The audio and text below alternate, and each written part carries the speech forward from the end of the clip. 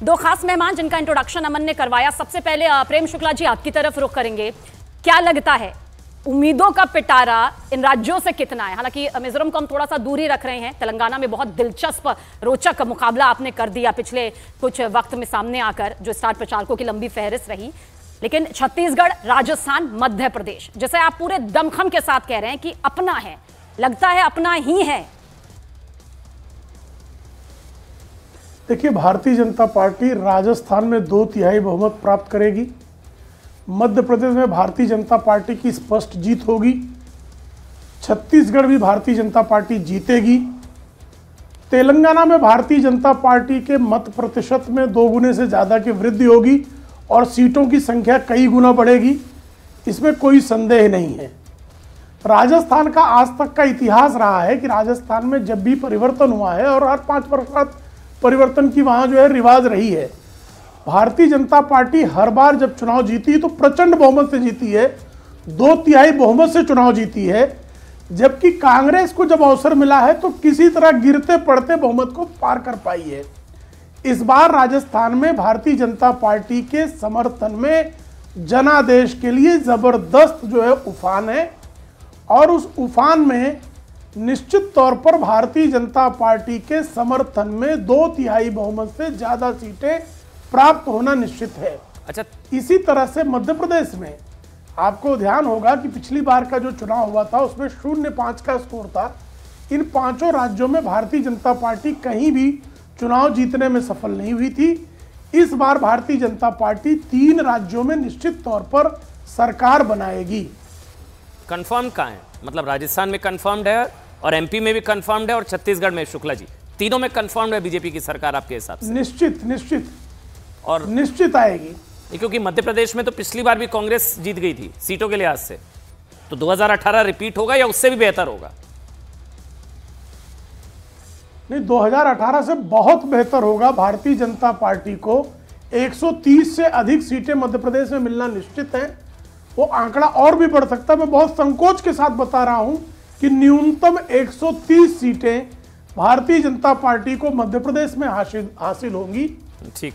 राजस्थान में हम 2/3 बहुमत से अधिक बहुमत प्राप्त करने में सफल होंगे।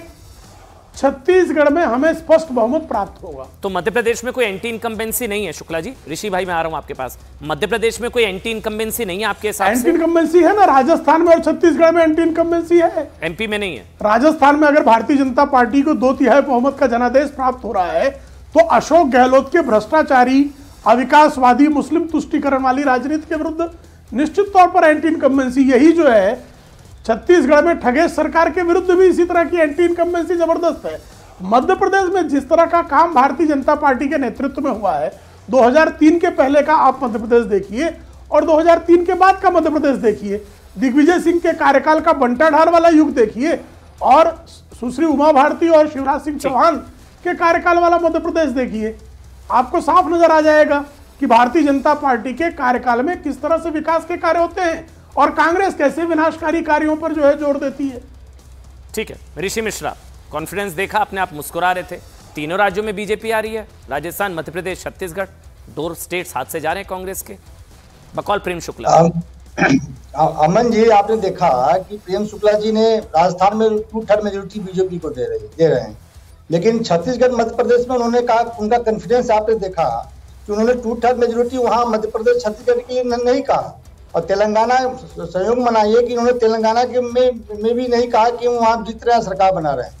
तो ये इससे प्रेम शुक्ला जी के बयान से न्यूज 18 पे एग्जिट पोल से पहले ये क्लियर हो गया कि मध्य प्रदेश, छत्तीसगढ़ बीजेपी लूज कर रहे हैं। ये प्रेम शुक्ला जी के कॉन्फिडेंस से पता चल रहा है कि राजस्थान में उन्होंने 2/3 मेजोरिटी की बात। अच्छा, तो आप राजस्थान हार रहे हैं, आप मान रहे हैं? चलिए, राजस्थान हार रहे हैं, आप ये मान रहे हैं? मैं देखिए अमन जी, मैं किसी पार्टी का ऑफिशियल प्रवक्ता नहीं हूं, लेकिन मैं मानता हूं कि राजस्थान में क्लोज फाइट है और वहां निर्दलीय आरएलपी, बीएसपी का महत्वपूर्ण रोल होगा।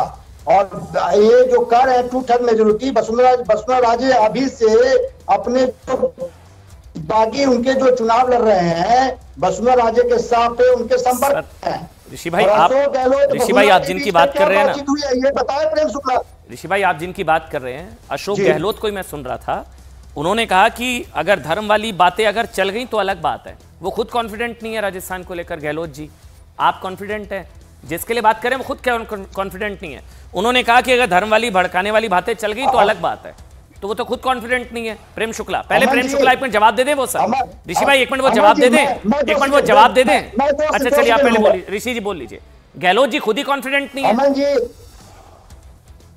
अमन जी मैं एक न्यूट्रल व्यू बताऊं आपको एज ए पॉलिटिकल एनालिस्ट। यदि गुज्जर